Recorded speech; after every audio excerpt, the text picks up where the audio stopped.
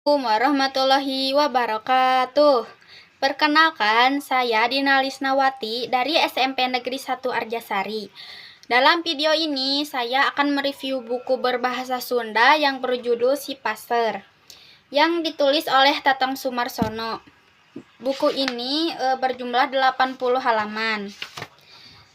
Diterbitkan oleh penerbit Sipi Geger Sunten, Jalan Dr. Setiabudi, nomor 228, Bandung. Buku ini memiliki 9 isi. Nomor 1, Kebon di Suku Gunung. 2, Anjing Pamoroan. 3, Ngadobrakeun Panto. 4, Si Jago Luncat. 5, Pager Jangkung. 6, Rencana Papisah. 7, Perang Tanding. 8, Diantarkeun ka Leuweung. Nomor 9, Hadiah Pikeun Kebon Binatang. Buku ini menceritakan tentang sang tokoh utama, yaitu Eson.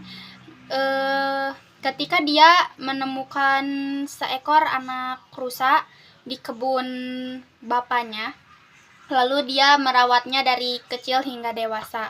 Tapi setelah anak rusa itu dewasa, dia membebaskan kembali ke hutan. Sekian, wassalamualaikum warahmatullahi wabarakatuh.